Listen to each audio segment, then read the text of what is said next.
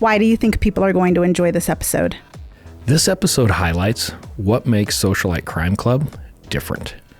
I'm going to tell you a story about a brutal murder, but it's a story that's already been covered. A handful of TV shows, a couple podcasts, and just about every news agency in the country's covered it. Today, I'm going to tell you the real story, one that can only be told by the detectives who worked the case, and they refer to it as Hammercide. Welcome to Socialite Crime Club.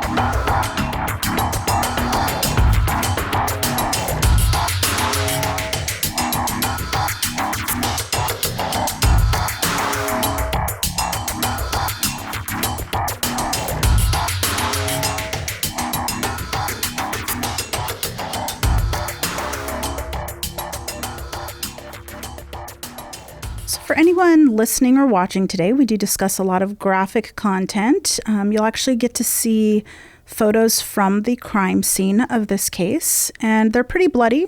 If you're okay looking at blood, we encourage you to join us on YouTube to see these photos. Otherwise, view at your discretion. Yeah, perfectly put. We're going to go to 2009 for this case. And a little bit of background, a little history here. In 2009, I was a sergeant over our violent crimes unit, which basically encompasses homicides. So in our jurisdiction, any homicide that occurred, I would get the call and I would be in charge of coordinating and running that investigation. This is a story that I supervised as a homicide sergeant.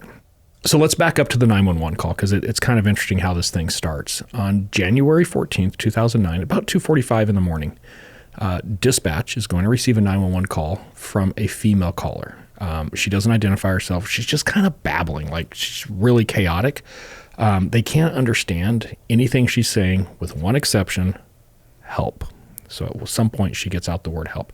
But then the phone disconnects and it looks like the caller hung up. So dispatch immediately calls back and the same female answers. And again, she's just kind of all over the place, not really making sense, very unintelligible conversation. She hangs up again. The third time she calls 911 back, the original person who called, and she starts the conversation this time with, "Are they coming?" referring to the patrol officers. And the dispatcher tells me, "Yes, patrol officers are on their way. Are you okay, ma'am? Are you safe? What's going on?" And she says, he was trying to strangle me. He was strangling me. Like she's really, really amped up. Okay. Dispatcher asks, "Does he have any weapons?" To which she responds, "Not anymore." Oh. It really stands out in the 911 call. Okay. And then the dispatcher followed up, "Well, what kind of weapon did he have?" And she tells him, "A hammer." So at that point, she hangs up again. The patrol officers roll in very quickly after that. So I want to paint this picture a little bit, though. Very chaotic scene. The police officers have no idea what they're going into. Something about strangling, or he was strangling me. He had a hammer. Mm-hmm. There's this really weird, I guess, information that's coming in that's not really piecing together. So as they roll up, they see a male and a female in the front of the house. So they're assuming the guy with her is also the suspect that she's calling about. Exactly. So they're a little bit worked up about, okay, let's make contact with these people immediately. Maybe these are involved parties. The male subject, though, that's in the front yard is not the person she was referring to, which they clear up very quickly. It's a guy by the name of Stanley. Okay. And Stanley's just a roommate that apparently wasn't involved with the assault initially, they thought. And then there's a female, and her name is Marissa. We'll get more into these two characters here in just a little bit. They put them both in police cars so that they can search the house to find out, because apparently there's still people in the house. Prior to putting them in the police cars, they pat them down really quick just to make sure they don't have weapons. And This is why you do this, is Stanley has a .22 pistol in his front pocket. Oh, So they remove the pistol and they kind of ask him like, hey, what's up with the gun? And he immediately says, it's Marissa's. Her boss gave it to her. It's usually Marissa. when you show up on scene and like nobody's actually guilty of anything, somebody immediately tells you that they have a weapon when you go to pat them down. Yeah, and this is a very chaotic scene. Like, Marissa's still not making sense of anything. She's just kind of chaotic, just rambling. And Stanley, after he says it's Marissa's, he makes a comment that he had to do it to protect Marissa, that he's the one that was swinging the hammer. He's very odd in the way he explains it, but basically it's me. I'm the one that you guys are looking for here. So he's admitting guilt. He's of this admitting crime. guilt right off the bat. But then he says, I want my attorney. I'm not going to answer any other questions. So he sets it up like, hey, I'm your guy, but don't talk to me. And this is before detectives arrive. He tells patrol this? Correct. Like literally at first contact. So now that they have both of them in the back of police cars, they're also going through the house trying to, okay, well, what's in the house? What are we dealing with here? They find 3 children, 2 younger ones, probably, I'm just going to guesstimate between 4 and let's say 8. And then an older one who's about 12 or 13. The older one is awake in her room. The younger ones are asleep. In the master bedroom, they find an adult male, and he is missing a giant chunk of his head, literally like softball size. On his right side of his head is just gone. It's caved in. Are they able to speak to him, or? He's not responsive. He is alive. He is breathing. They immediately call for paramedics, who are just staged right down the road. With calls like this, paramedics will stage and wait for the scene to be safe. Mm-hmm. So once they determine, okay, there's nobody else here, the scene is safe, they bring paramedics in. And this is just literally grab him and go, because he's in such bad shape.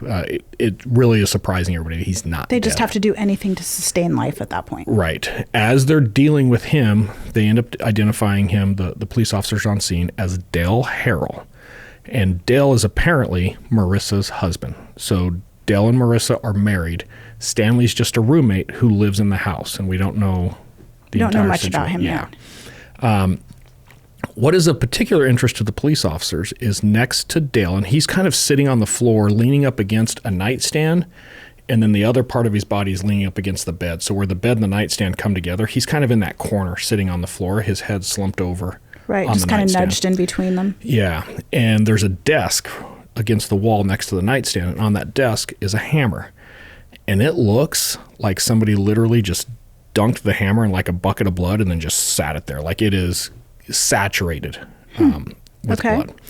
So let's render aid. Let's figure out what's going on here. So we've got a couple different things happening with different people.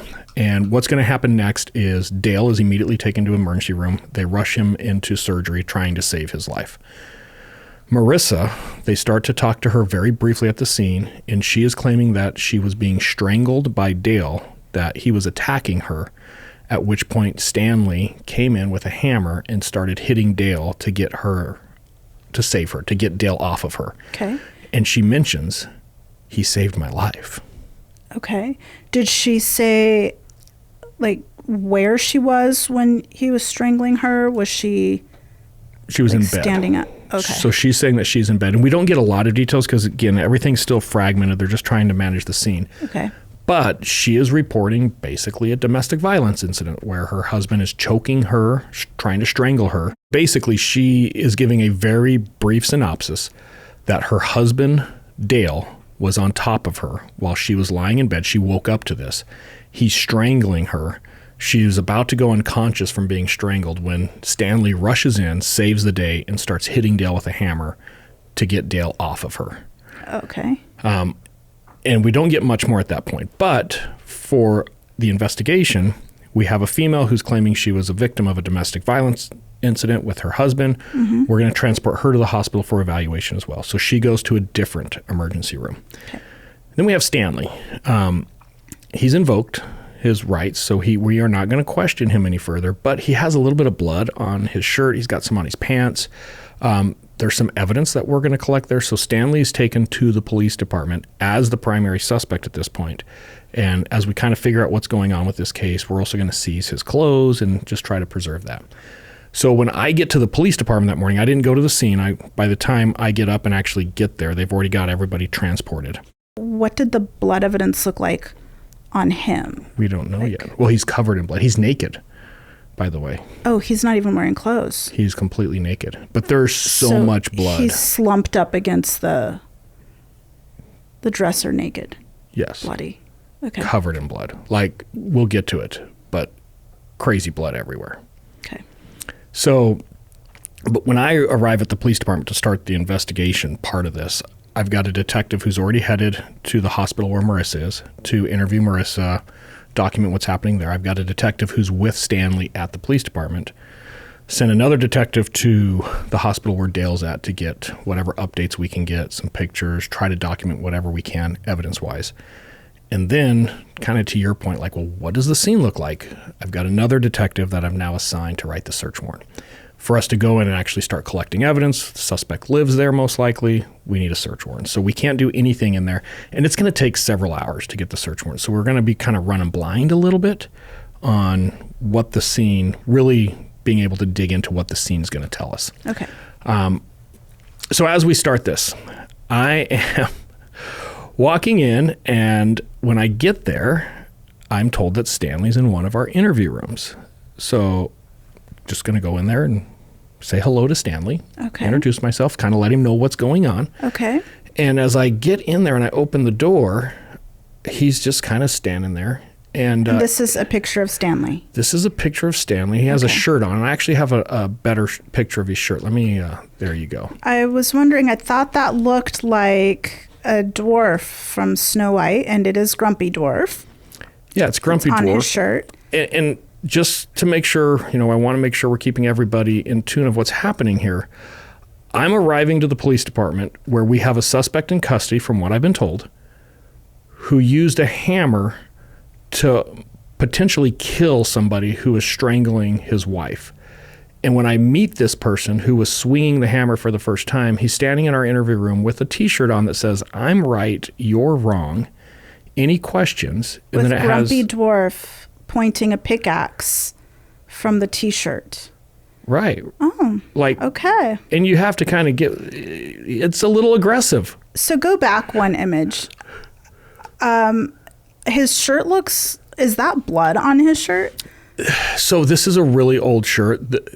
There is blood on his shirt, but there's also just like dirt and like stains, grime and stains, like and then spaghetti sauce. His mom's spaghetti sauce. Like it literally looks like there's just like drippings of something on his shirt. Yeah, and you're going to see as we go through and I start explaining more about Stanley. Stanley probably isn't the best kept guy that you'll ever come across. So yeah, he doesn't appear. Yeah, so. There's the majority of what you're seeing on that shirt is not blood. Now there are some blood droplets and some blood smears that we'll talk about here in a little bit on his clothing. But it was just ironic, and it should have told me at that moment just how crazy this case was going to get, where I'm seeing the guy accused of the Hammercide wearing a shirt. Do you happen to know if he changed, if he had time to change at all? No, this is what he was wearing when I don't know. When Dale was bludgeoned. I don't know when Dale was bludgeoned compared to when the 911 call. So I can't say that for sure. This is what he was wearing when police officers arrived. Okay. But yeah, it's pretty interesting. All right, so we just kind of keep him there. We're going to seize his clothes. We're going to write the search warrant. And I just want everybody who listens to this, or if they watch, because there is a lot of stuff on the internet about this case. If you're ever watching and you're like, why isn't the detective asking this, or why isn't the detective asking that? I kind of get frustrated in how some of these shows present the chronological order of how this stuff happens. This first interview that we're going to get with Marissa is at the hospital. The detective has not been to the scene. The detective hasn't seen any of the evidence at the scene. Overall, we don't know what's in the scene. We have very little information. So he just woke up. It's 3:30 in the morning. He's trying to get his bearings on life.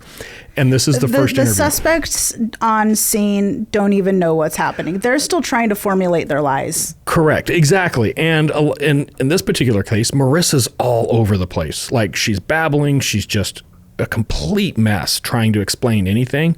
So it's very difficult to get any information out of her. So when people watch this and they're like, well, I just don't understand why the detective didn't ask that. Well, it's so early in the investigation, we didn't know. So just kind of be patient as we go through this. So when he arrives there and he starts to talk to Marissa to find out what happened, Marissa's going to explain that she wants a divorce from Dale.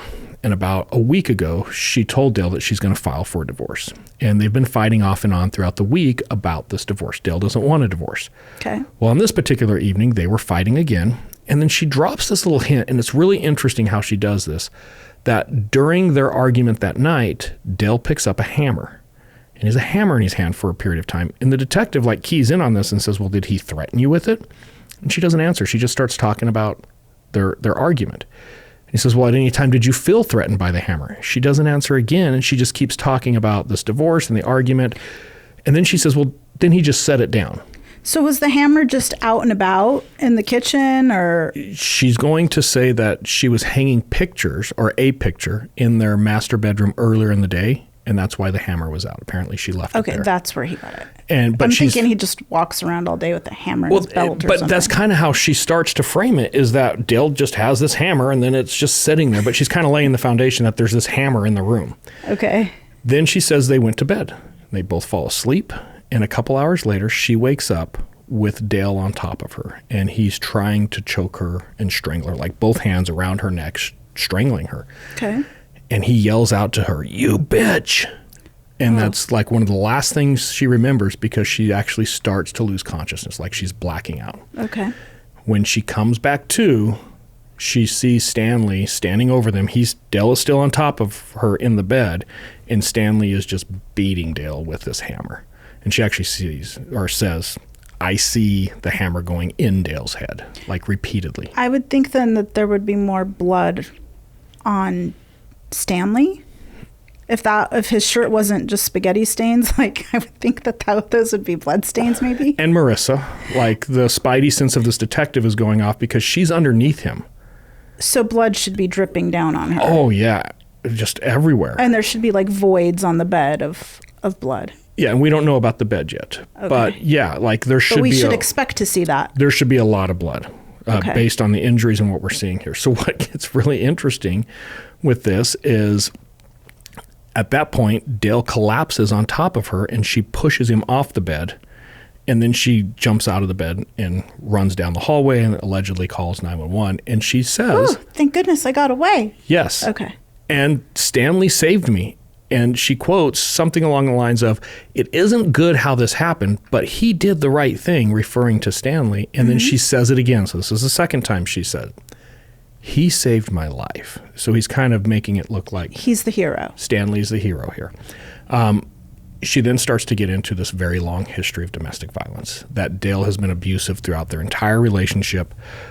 There's all kinds of domestic violence in their past. And when the detective pushes a little bit, well, what kind? Like physical? And she said, well, yes, not too long ago, he fractured my skull. To which the detective said, well, did you report it? And she says, well, I reported it to the doctor. But she indicates that she went and saw a doctor and actually, so there should be some medical records. I would assume she'd be going to the emergency room. You would think, for a fractured skull. So it's too early for us to figure out, okay, is there any legitimacy to this? But she is painting this very grandiose picture that there's a lot of domestic violence, and it should be very well documented. And physical violence. Physical, yes, absolutely. At which point the detective says, well, we found a gun on Stanley, and he said it was yours. And she says, oh, yeah, yes, that is my gun. My boss gave it to me. Well, who's your boss? Alan Flores. So that's a new character in this event. And do we know what she does? Where does she work? She explains that Alan has a real estate company, and she's a secretary for him. Okay. But apparently she's been telling Alan about all the issues she has with Dale. Alan feels so worried or is so concerned about her well-being, Alan has given her a gun for protection because of the Dale issue. What a great employer. Apparently, he's a really nice boss. Okay. Now, she doesn't want to keep it in her room, though, because what if Dale found it? Right. So she gave it to Stanley to hold, and that's why Stanley has it. I see. Yeah. Okay. Yeah, perfectly normal. I have a ton of audio clips for this case, but she babbles so much and it's hard to hear. It's just annoying. Like when I listen to it, I'm just like, I'm so done with it already. Nothing she says is making sense. Yeah, but she says one thing, and I'm going to try to work it in so people can hear it. So it's a little bit hard to hear, so we'll put some captions in there.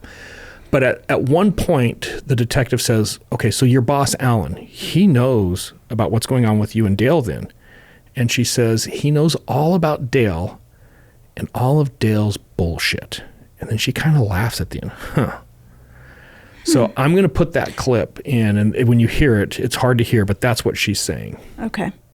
What's your boss's name? Alan. And you'll know all about Dale and all of Dale and shit. The next thing I need is an update on Dale. Like, is he dead? Is he alive? Because that's going to impact the charging. How's he doing? Like, what do the injuries look like? So I'm speaking to the detective who's there. He's describing Dale has a giant void on the right side of his skull, just above his ear, like right above the temple area here. And it's roughly softball size. It is not looking good. He has major brain injury. Like, he's in bad shape. Okay. So they've rushed him into surgery. We're not going to know anything for several hours until he comes out of surgery.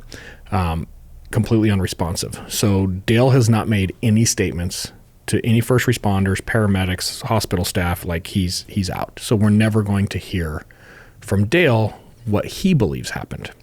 Right. Okay, we're talking about a lot of people. Let's do a little breakdown here really quick.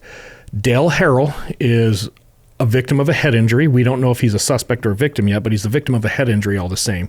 He's 34 years old, and like I said, he's got catastrophic damage to the side of his head. Marissa Devault is his wife. She's 31. So Marissa and Dale are married. Different last names. Yeah, I was going to say she never took his last name, apparently. Yeah, that happens a lot, though, sometimes in relationships.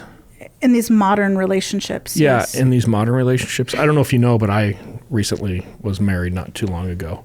Uh-huh. And my wife kept her maiden name for I don't know how many years. It's because it's so tedious to change all of your credit cards, all of your passport information. to accept that marriage. It's not tedious to accept it. I understand. It's tedious to manage it. So different last names, but they'd been married for 10 years. They got married in 1999. Actually, it goes back a little further than that. They're both from a very small town in Arizona. They went to high school together. They dated a little bit in high school, and then they kind of separated. Marissa got pregnant towards the end of high school and actually has her daughter when she's very young. Dale's kind of doing her thing, or his thing. Marissa's doing her thing. Ultimately, they kind of meet back up in the late 90s, and then they end up getting married in 1999. Okay. So they've got a little bit of history there. Stanley, this is a really interesting story, and if you're like, this doesn't make any sense, kudos to you for paying attention. Stanley and Marissa were taking night classes, like college night courses together, and they just met in a class, and they became really good friends, and apparently Stanley needed a place to live. Marissa had an extra bedroom, so she told him, hey, if you want to come live with me, you can. Just help me take care of my kids and maybe clean up around the house. And that's weird. You can live rent-free. Stanley's also 31, so Stanley and Marissa are the same age. And it is weird. He doesn't have a job. He doesn't work. What does he do all day? Plays a lot of video games. Because clearly he's not doing his laundry. No, not based on that shirt. The other thing that's really difficult with Stanley, and he tells law enforcement this right from the get-go, years ago he was in a motorcycle accident, and he has some type of traumatic brain injury. Okay. And he can't remember anything ever. He's taking college courses. Apparently he's got a good cheat sheet or something, because his memory is like you tell him something 5 minutes later, it's gone. He is straight up Dory from Finding Nemo. So just keep swimming. Yeah, we don't know much about Stanley. And anytime you ask Stanley to explain something about Stanley, he forgets. How convenient. Yes. So Stanley's going to be kind of something that's a moving target throughout this entire investigation. And then we have Alan Flores. And Alan Flores, all we know at this point is Marissa's boss. He does real estate, and Marissa's his secretary. She's been working for him for a couple of years, supposedly. Okay. We're finally going to get the search warrant. So we have these interviews going with Marissa. Stanley's being processed at this point for potential aggravated assault, if not homicide. We're seizing his clothes, and we finally get the search warrant. So we're going to go out to the house, and I've got to kind of like hit the pause button. The house they live in that you have up? Yeah, so here's a picture of it here. It's cute. It's a nice house. It is in a very upscale, very affluent Gilbert, Arizona neighborhood. Today, The lawn is beautiful. this is 2009, but I would say today that house is probably, 1.5? Maybe Probably. more, because it's got especially property. for the land. Yeah, it's got about an acre and a half. The grass, I'm not going to lie, I'm a little jelly on the grass there. That's nice. Yeah, it's lovely. Do they have horses? Because that looks like horse property. They do have horses. It's interesting you asked me that. I was going to leave this out because it gets so convoluted. Okay. They have horses. They're not their horses. They're somebody else's horses, and we'll Like come they back board to that. horses maybe or something? Kind of, but not really. It's weird, but everything these people do is weird. All right. But it's a nice house.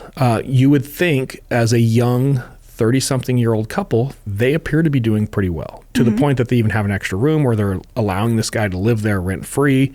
The kids' rooms. The house was a little messy for my taste. How so? Like dishes out, like the dinner was still there from the night before, Ew. like just like clothes out, like you could see somebody did some laundry and then they just left the hamper. Oh, no. Yeah. No. I know that doesn't You have fly. to fold right away. That doesn't fold. That Fold, doesn't hang, work in and your put house. away right away. Yeah, that doesn't work in my house. Maybe it's because I've been very well trained at this point that's unacceptable. If mommy comes home, I'm in trouble. Yeah, your dishes go in the dishwasher immediately. Yeah, so it was a little bit messy, and their bedroom was messy. Like there was just stuff out. It just was very disorganized. Untidy. Yeah, untidy. Like nothing like, oh, we need to call Child Protective Services or anything. But Sure. it was They're a not little, hoarders. They're just not no, very clean people. Just not very clean. Stanley's room, like his last 4 dinners were still out. And on his shirt. And on his shirt.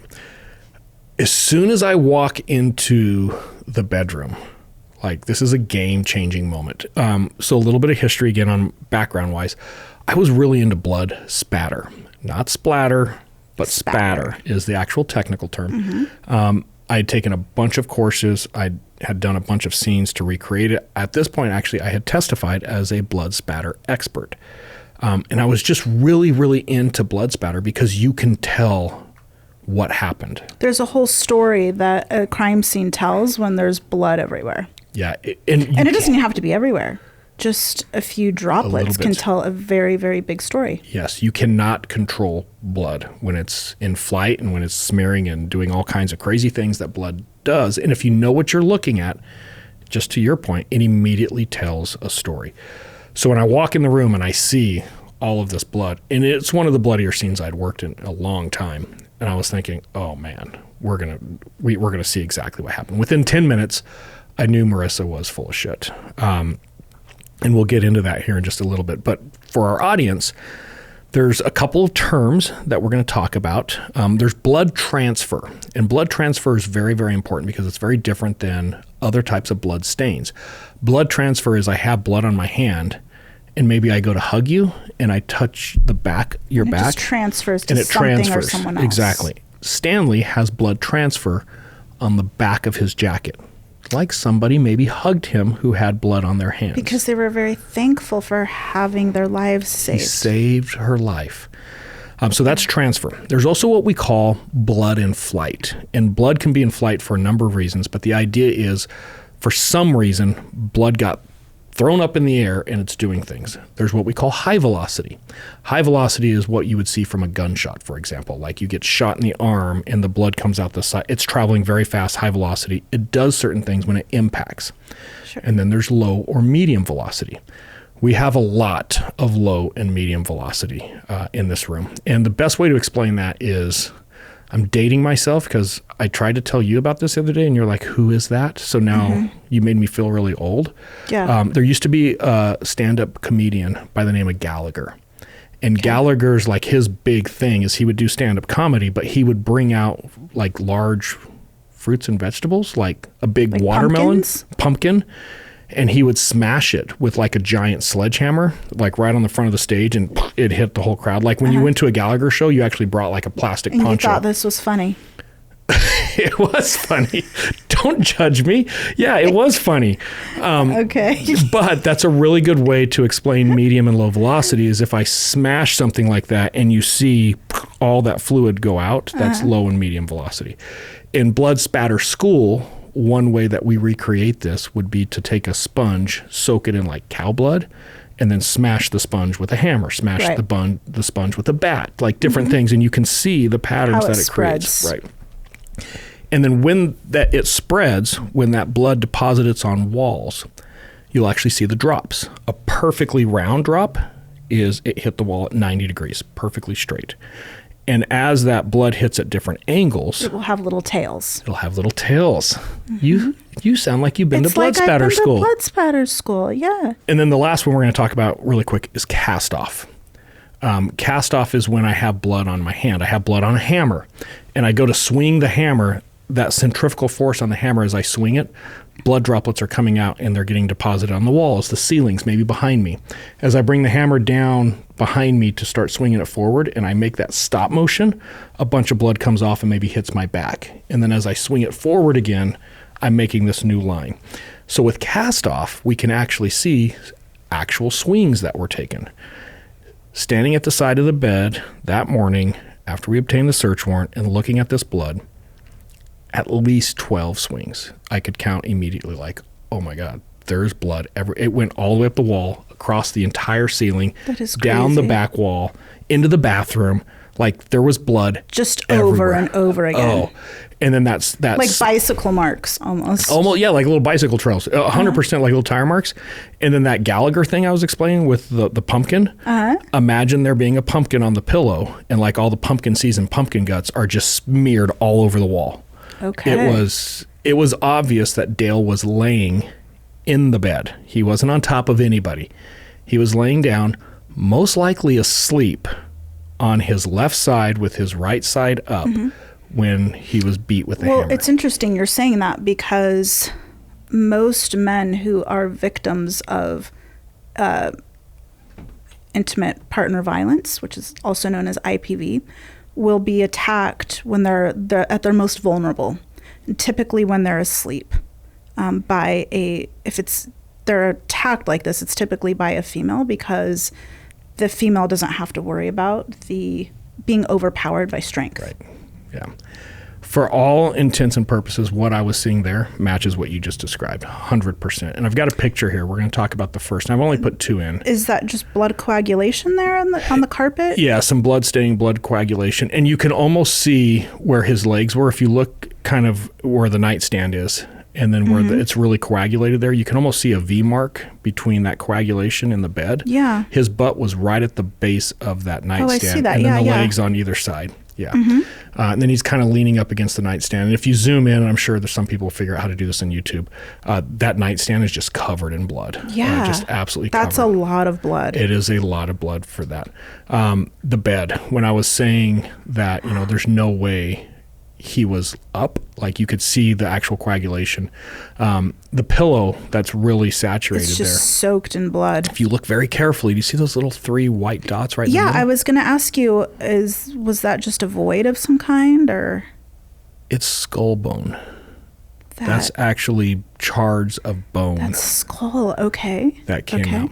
And then when you look at the pillow on the other side where it just has the drops, that's that Gallagher effect that I was talking about. You're Sure. just seeing all that splashing. And then you can see it above the headboard there too. Yeah. And for those of you that are listening, like even if you don't want to watch the YouTube video, I really go to YouTube and just watch this part of the episode. There's if you want to nerd out on blood spatter, this is like a textbook. In fact, I know this case is being used to teach blood spatter all over the country because I've had a lot of experts review it with me. Above the headboard on the left-hand side, do you see how there's a gap on the wall between the headboard and then where you really It's start to see clean. that blood? The only clean part of the wall. And it's because it just sets just away from the wall a little bit. So as that blood is spattering up there, it's actually hitting the headboard and then a little headboard void. is like a little guard. Yes, and then it hits the wall. That's a void. You mentioned it earlier, so I just wanted our audience And to see that. there are no voids that match Marissa's story of being on the bed herself. Again, icing. you're so sexy when you get like wicked smart with this stuff. Thank yes, you. this is the thing that really, really got me, is that there's nobody else in the bed. If somebody would have been laying on the other side of the bed, you would see a void where all those drops are on the pillow on the right there. And there's not. Yeah. And there's another thing that I've got to talk about here that you probably don't hear on a lot of podcasts. When you are working a scene like this, that's this bloody, and I've had it happen maybe half a dozen times, you got to get up in personal. Like, you're going to do some photographing. There's a lot of string work you do to actually recreate these trajectory lines, but you're in it. And in this particular case, it's one of the few times I've had this.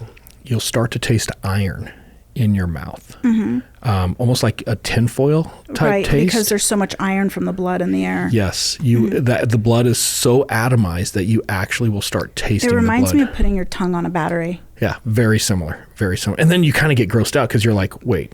Yeah, this person's like, is there blood in my mouth? Is that Dale's blood in my mouth? It's kind of in the air, so you're like, Anyway, but you probably don't hear that on a lot of podcasts. When you work a really bloody scene, that's something that you just kind of have to deal with. Now, you mentioned poor men being beaten in their sleep or being exposed in their sleep. And I've got to tell you, I've had a lot of these cases. You're 100% right. I've had a number of cases like this where men are killed in their sleep. I've also had a lot of like home invasions and really violent homicides or robberies that happen in the middle of the night. So little story time here. I'm going to tell you a little PTSD story I have, especially after seeing those two pictures. oh, okay. I am terrified that when I go, that's how I'm going to go. Like, I think Wait, I've been exposed to it so Someone much. beating you in the head with a hammer in your sleep? Yeah, that's why I hide the hammers at the house. A lot of times when you're like, I can't find, you never put the hammer up, it's because I'm hiding I it have from my you. own. I put washi I tape know. on them. Trust me. So they're scares identifiable. It scares the hell out of me. But yeah, I'm always terrified that someone's either going to break into my house in the middle of the night or like something's going to happen to me in my sleep. So I'm a really light sleeper. I didn't know that. Yeah. I know you're a light sleeper, but I didn't know. About a year after this case happened in January, the following Christmas, I'm working like a madman, running on very few hours of sleep. I wake up one morning about 3:00 and I'm convinced somebody was in my garage. Like, I could hear them in my garage. Okay. And I'm super tired. Like, I'm trying to clean the sleep out. I can't see very well. I grab my gun. Like, I'm ready. Like, I'm going to go find somebody in my garage. Right. But the way my garage door opens, like, I have to open it with my right hand to get in, but I shoot with my right hand. So I put my gun in my left hand. Okay. And I go to open the door and I'm thinking, okay, they're going to be right here. So I'm going to do this really quick. So I slowly turn the knob. And then as soon as I feel it unclick, like, I pull the door really hard. And there's this thing called sympathetic reflex. Yes. Where when you pull really hard with one hand, you accidentally will do it with the other hand. Yes. I fired my gun. I had an accidental discharge in my garage. It didn't hit your car, did it? No, thank God. I was being safe, and I had my gun pointed down when I did it. Okay. But we had just taken down like all the Christmas stuff. Okay. And there was this nativity scene A nativity. that was in the box right outside the garage door. And I totally shot the box that the nativity set was in. And I was like, oh. All the lights blew out.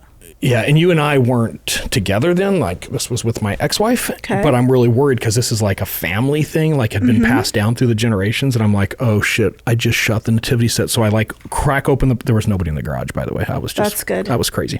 I crack open the box really quick and I start digging through it and I get to the bottom of where the bullet went.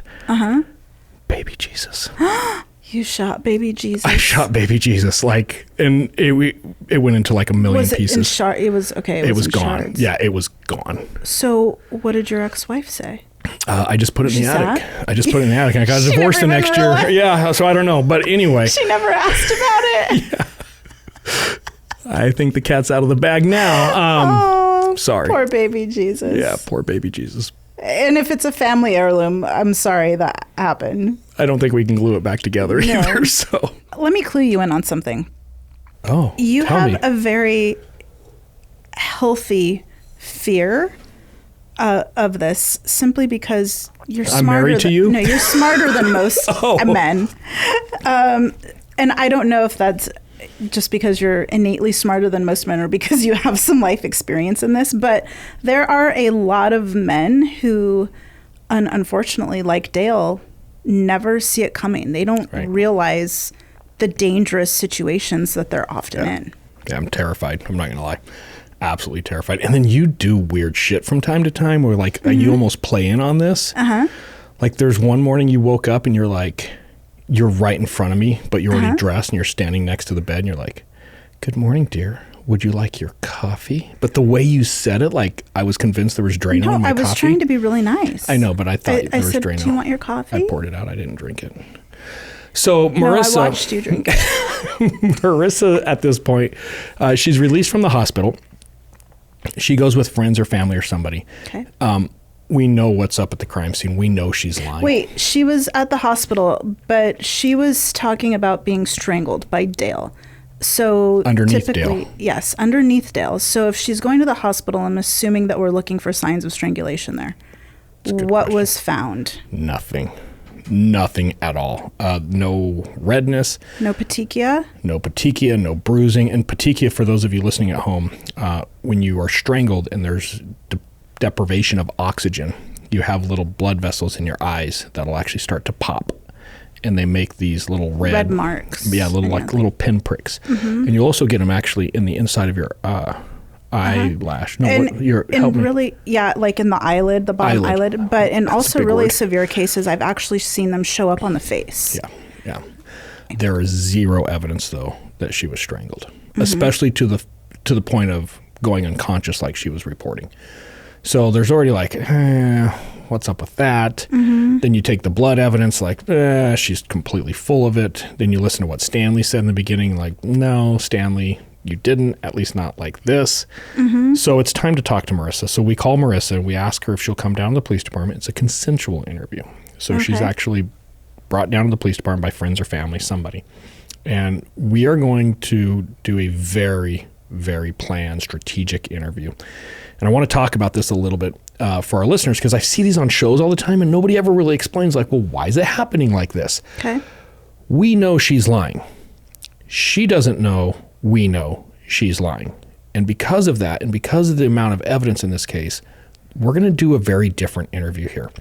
We're going to let her lie as long as she wants. We're not going to confront her. We're not going to get all, mean right from the beginning. We know you're lying. We're not going to waterboard her. Sure. Like, we're going to let her run as long as she wants with that story and lock her into every lying detail she's going to give us. Okay. And then we're going to build some rapport. Because she has quite a nice little web going now. Oh, it's going to get so much. We haven't even got to the tip of the iceberg on this case.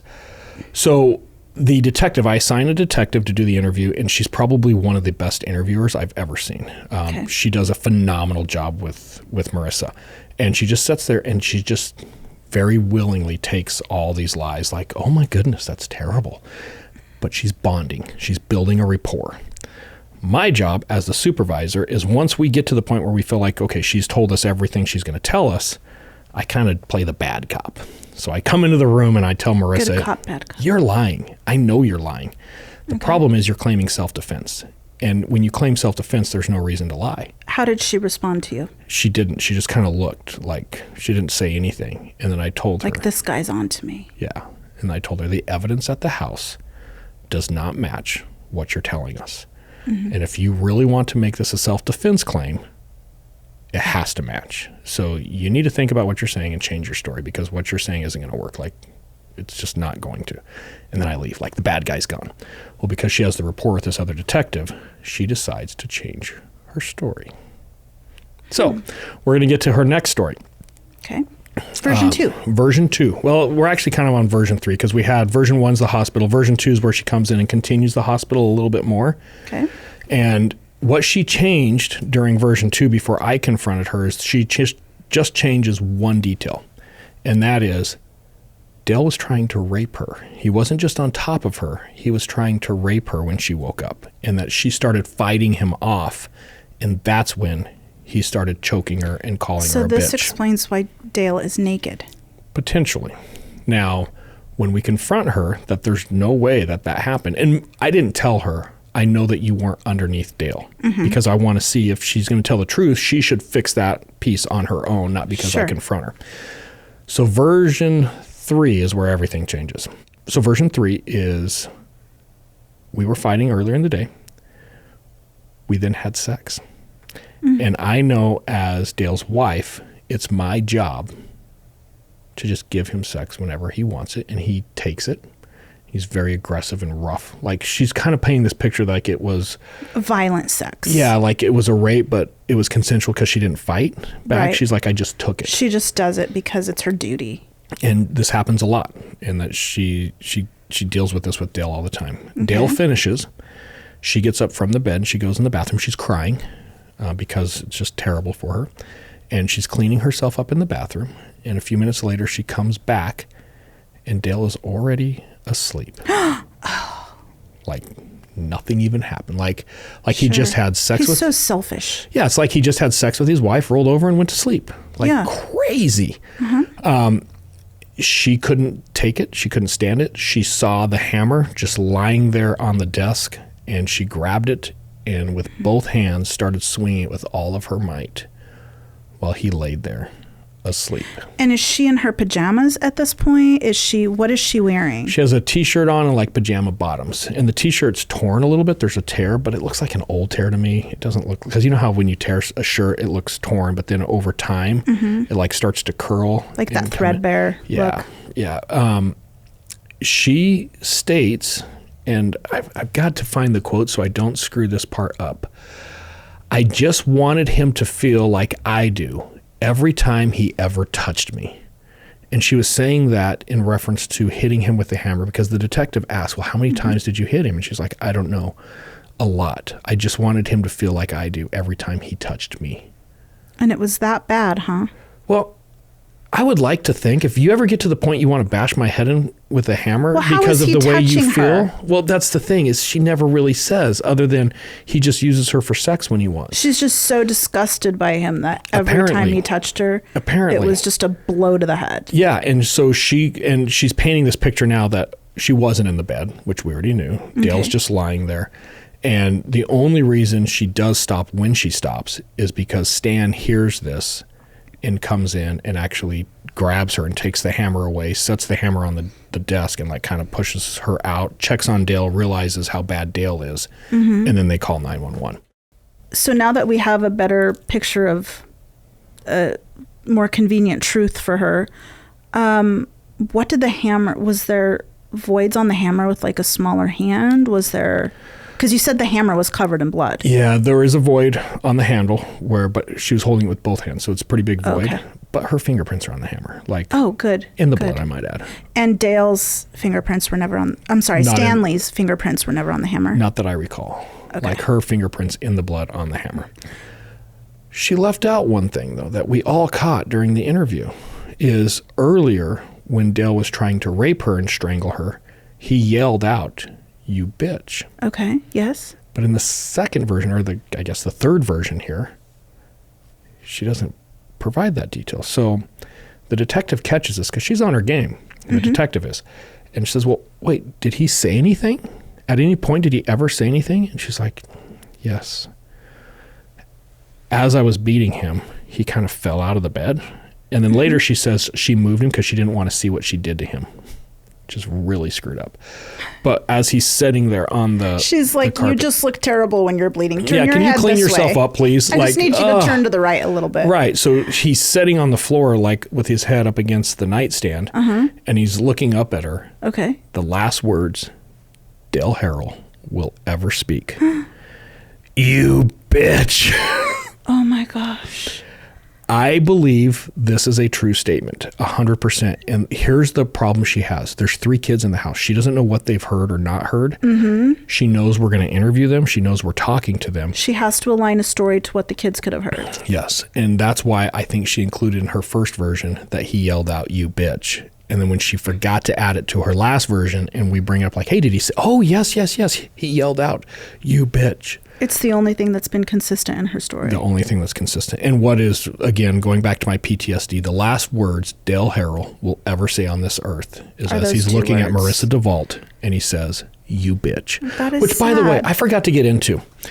This really annoys me, and I'm going to dig in on this one. And I'm sure we're going to get some people who want to argue this point, but I'm not going to hear it. Okay. When I saw the court case and I saw all of the media and like all the TV shows, they call her Marissa Devault. Or Devault. Like this really... It's this really sexy French Yeah, name. and it's spelled Devault. When we were working this case, it was Marissa Devault. And she stated her name, Marissa Devault. Yes, when we were interviewing her, it was Marissa Devault. Okay. I truly believe that she tried to create this persona as she was going through court, because this got a lot of national attention, and actually like changed the pronunciation of her name. And I refuse to buy into it, because I know when I was working this case, it was Marissa Devault. And I'm going to stick with the Marissa Devault. So if anybody's hearing this and they're like, I've seen this episode already, it's Devault or Devour or whatever you want to say. No, it's Devault. And that's how she also told you her name. I am not going to fall for that. So it sounds like at some point she manipulated her attorney into telling everybody, the media and whoever was covering the case. I don't think Marissa's capable of manipulating people. Oh, you don't?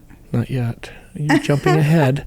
Here's I'm Marissa's sorry. booking photo. So right after that interview, we booked her for... Now, she's being booked for aggravated assault. She looks really young in this photo. Yeah, she's 31. She is young, especially for us. so. We're old people now. I am old. Yeah, so that's her booking photo. Okay.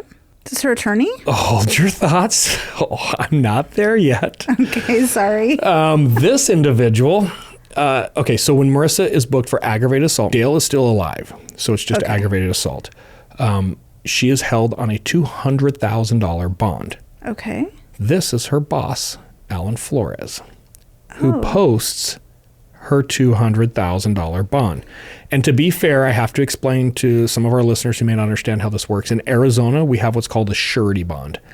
And basically, I think it's 20%. So you have to pay 20% in cash, and then you put up your house or something. Okay. But that means Alan went to a bail bondsman, probably dropped $40,000, and then signed like a deed to his house or something over to the bail bondsman that Marissa would appear in court. But if you think about dropping $40,000 and putting up your house, that's really nice for a boss. Regardless, a boss should not be bailing someone out of jail. This sounds like a very intense HR issue to me. Like, I know a really good HR executive who would be like, no, this lady can go pound sand. You are not bailing her out. This creates a lot of potential legal issues for us as a business. I know the Why HR, would he do that? I know the HR person you're talking about, and she would have been way more aggressive than that. She would have fired him. Yeah, like, you idiot. I can't even work for you. Even though he owns the company, Yeah, she you're would have so fired dumb him. I can't even work for you. Not only are we getting rid of Marissa, you're going to for being stupid. Yeah. So yeah, he's a really nice boss, or so it would seem.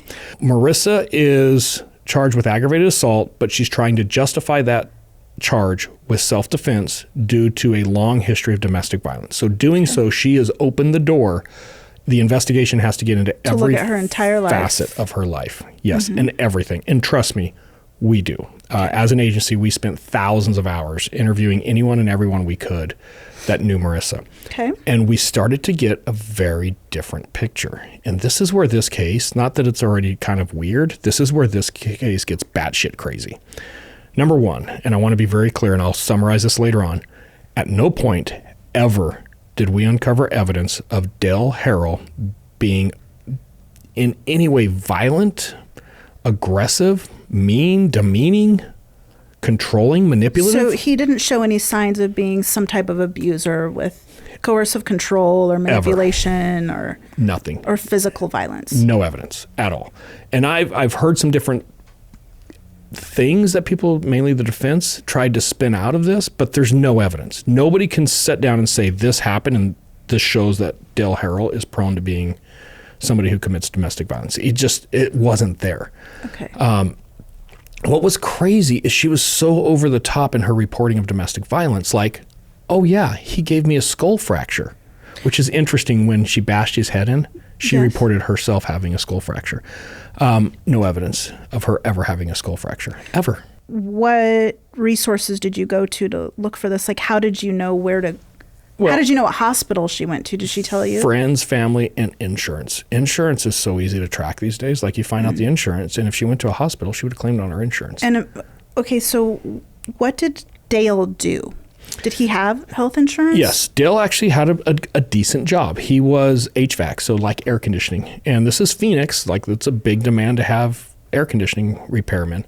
And he had been at this company that he was with for a fairly long time. He made about 85, maybe 90,000 a year. Oh, that's not bad. For 2009, no, he that was great money. He was doing good. But he had insurance. It still is. Yeah, it still is really good money. It's starting to get a little gas. Well, especially when you start putting on gas and it's health the kids, insurance. actually. So he bore the health insurance. Did I mention insurance. the kids? It's the kids that cost the money. It is, yeah, I Especially, know that. Yeah, anyway. I love you, girls. Okay, so we couldn't find anything, though, that supported this domestic violence. But then we started to unveil some other things that are just immediate red flags. And I'm not being judgy on people's choice of profession here, but there's just some facts that we can't avoid. We found out that Marissa had a very long history of being a stripper, both prior to marrying Dale and during the marriage to Dale. In fact, we found some information that Dale had actually asked her multiple times to stop stripping, that she didn't need the money, that he was making plenty of money. But as we dug into that kind of part of her life, we found that she was also having a lot of extramarital affairs with some of her clientele. Oh. Some of it paid, some of it not paid. And we found out very quickly, Marissa's a sex worker on the side. I don't know how much of that Dale knew, if any of it, but, and we'll get into some of these numbers later on, the last 2 years before Dale's murder, Marissa was making more than Dale. If she wanted to just go out on her own, she was making good money. She could have gone out on her own very easily. Interesting. Yeah. So it starts to paint a very different picture than what she's telling anybody or letting on to. And I won't mention the TV show that I watched. So did she tell you she was a stripper, or how did you start finding this out? No, just friends and family. Like and once you start pulling that string, it all comes out. Everybody wants to talk. Everybody wants to talk. And they started their case because it fit the narrative that Marissa and Dale were doing really well, that they were financially stable, they lived in this upscale, affluent community, that they were making good money. They had some horses and diamonds. They had horses, and they had so much extra room and space in their house. They had this guy living for free because they didn't need the money. They just found him on the street somewhere. Yeah, and I get so frustrated when I hear these things, and I've worked the case, and I'm thinking, complete opposite. They are in financial straits bad. They are upside down. Well, number one, she's told everybody they bought the house, which is another lie. They're renting the house, but they haven't paid the rent in quite some time. In fact, at the time of Dale's incident, they're being sued by the landlord because they're so far behind on rent. The horses you talked about earlier, they actually, my understanding is, belong to the landlord. They were supposed to be taking care of the horses as part of the rent, but then they weren't really taking care of the horses either. Stanley wasn't doing his job. Apparently, yes. Stanley dropped the ball on that one. The horses are starving out there. Stanley's feeding him like the leftover spaghetti from his plate the night before. He won't even bring in a bale of hay for him. But there's a lot of financial issues going on. The Stanley relationship makes no sense. Like, the more we dug into it. It does seem really weird. It is weird. And they both denied any type, they both deny any type of sexual relationship. But it just doesn't make sense. Okay. And then we started hearing stories about Alan. And allegedly, Alan's being introduced to friends and family of Marissa because he hangs out a lot. He's over at the house. They've gone on vacations together. With her boss. With her boss. Okay. And when she introduces him to other friends, or she's trying to explain the relationship to other friends, she says, well, my stepfather was gay. Alan is his boyfriend. But about a year ago, my stepfather died from stomach cancer. And Alan is just, he's helping me out because he loved my father. So Alan is the former gay lover of her stepfather. And he felt sorry for Marissa, so he employed her. Allegedly. And we'll get back to that here in just a little bit. But yeah, we're starting to get a very different picture of Marissa and all these things that are happening. We've talked a little bit about the financial issues. We start digging a little bit Mr. more Flores into again. Flores. So yeah, that is Alan Flores. Is this him on the stand? Yeah, this was actually his testimony during this case.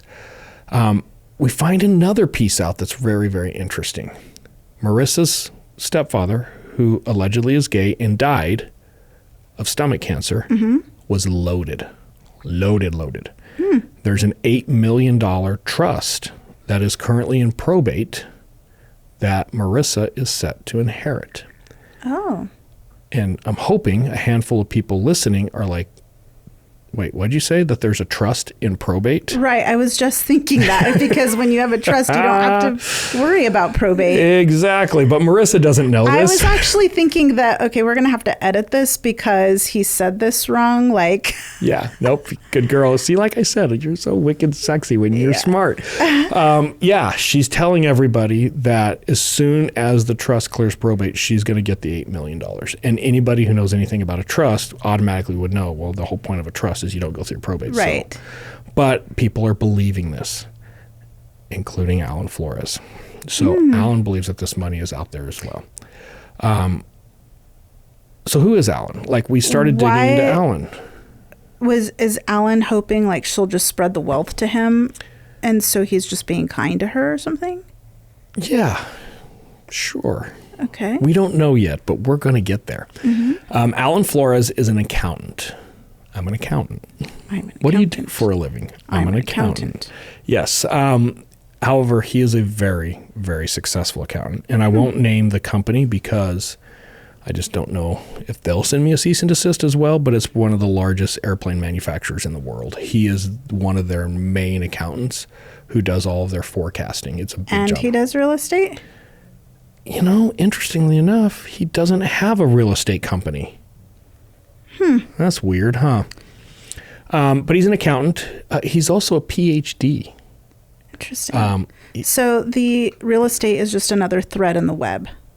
Yeah, and it goes back to those outlandish, crazy lies. He's fractured my skull. No evidence. Oh, he's a real estate agent. Nope, never been a real estate agent. It's almost like she lives in this like fairyland that if she says it, it's true. Okay. And that's all you have to worry. The other thing that's really interesting about Alan is he's got his PhD. He's actually did his undergraduate at Yale, and he got his PhD at the University of London. Wow. He's a smart guy. Yeah. Okay. And a little bit, when he sounds really, really, really dumb, I want you to remember he's a smart guy. And he's doing very well. He has a lot of money. So let's recap where we're at. We have an aggravated assault that happened on January 14th where Dale is struck with a hammer by Marissa. He is barely hanging on to his life, but he is doing terrible. He has no brain function at all. He's on life support. Marissa has bonded out of jail, thanks to Alan. So she's out in the wild, and she is basically waiting for her trust probate issue to settle so she can take $8 million from her dead gay father. Stanley, who died of stomach cancer. Stanley doesn't remember anything, so he doesn't know what's going on at all. Okay. And Alan He's Flores. Like, escape. Alan Flores, who is Marissa's dead stepfather's gay lover / real estate agent, although the real estate business doesn't exist, is still financially helping Marissa. And I said something there at the end that you should maybe be a little interested in. Still financially helping Marissa. Helping Marissa because he bonded her out. Is he paying her rent or something? We're starting to get information that Alan is giving Marissa money on a regular basis. Like lots of money. Like he paid for them to go to Disneyland.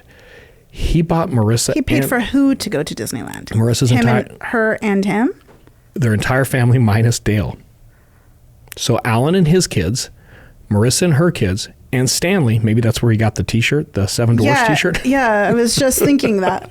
Or he picked it up at like Walmart on the way to Disneyland. You can't go to Disney World. Oh, it was Disney World too, not Disneyland. Disney they World. went to Florida. They went all out. Alan has 2 timeshare condos at Disney World, and they all went out there. He paid for everything. He's also paid for a trip for Marissa and Dale to go to Georgia on vacation. So we're starting to see like, okay, what is going on here? This is like Uncle Alan. It's not even Boss Alan. So funny you're saying that. The kids would actually refer to him from time to time as Uncle Alan. This is how much he's in their lives. Yes, he is around a lot. In fact, it was known that Dale was starting to get jealous of Marissa's relationship with Alan. I'm beginning to think this might be intentional. Interesting. February 9th. So we're 26 days past the assault now. Everybody's up to speed on where everybody's at.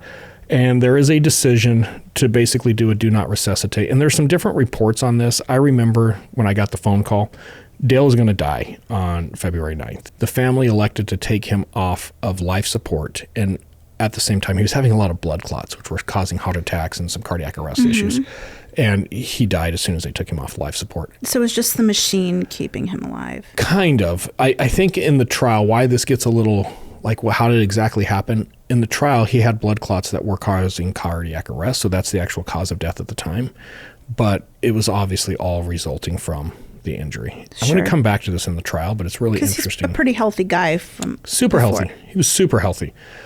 This means we as an agency immediately are going to amend the charge from aggravated assault to first-degree murder. Okay. So Marissa's going to be charged with first-degree murder at this point. But she's out on bond. Remember, Alan bonded her out. Mm-hmm. About 12 hours later, so let me make sure everybody's following the timeline. February 9th, sometime in the afternoon, 26 days after the initial assault, Dale is going to die. Roughly 12 hours later, so now we're the next day, February 10th, at 3 a.m. in the morning, we're going to get another 911 call from Marissa. Okay. She's babbling again. Very hard to understand. However, she's been attacked. By who? She doesn't know. Unknown who attacked her. She is badly hurt. She can't get up. She's in a field. They dumped her in a field, whoever attacked her. In Gilbert. So it's actually cold outside because it's February. And it's been raining too, so it's like super wet. She has no idea who attacked her. She is having a hard time talking, which later on we find out is because she has a broken jaw. Like she got the shit beat out of her. Okay. And she can't walk because she has an ankle injury during the beating. When she called 911, we get GPS of her location. That's the only way police were able to find her is the GPS from her 911 call. I've got a picture of her hospital thing here where you can see, and her mouth, the reason her mouth is black eyes. Yeah, and the reason she's swollen up like that with her mouth open is her jaw is jacked. Like her jaw is completely broken. Okay. She basically explains that she went out, well, her and Stanley were at home watching some movies, and she decided to go out for a run. At 3 in the morning? Well, no, it was much earlier in the evening. What time? I don't know, 10-ish. Let's say 10:30. Okay. She went out for a run, and you know it's all bullshit, so what does the time matter? Well, I'm trying to sort through the bullshit. Okay. That's all. Earlier in the evening, she decided to go out for a run, so while she's running, somebody comes up, or multiple people, she doesn't know, come up behind her and attack her from behind so she doesn't see them. Okay. They just beat her over and over. Her ankle is like hamburger. It looks like somebody took like a giant lead pipe and just repeatedly bashed in her ankle for like 10 minutes. Like it's just... So it's just floppy. It's just a floppy clump of meat. It is, oh yeah, it's bad. She can't talk right because her jaw's all screwed up. You can see her black eyes. Like there's no doubt she had the shit beat out of her. Okay. Where they find her in this field. She wasn't like hit by a car. No. And she's in the middle of a field. Okay. And because it's raining, there are a set of muddy tire tracks leading up to where she's lying when police find her. So her story appears legit. She was dumped in a field. Law enforcement, Stanley has also called law enforcement to report her missing, and he's really worried. So they make contact. Hey, just so you know, we found Marissa. She was in this field. Somebody beat her up. And Stanley's like, oh my God, that's terrible. Wait, who's Marissa? Because he doesn't remember anything. Yeah. One of the police officers, though, is like, Stanley has a little bit of mud on one of his jacket sleeves, and he's got some blood on his pants.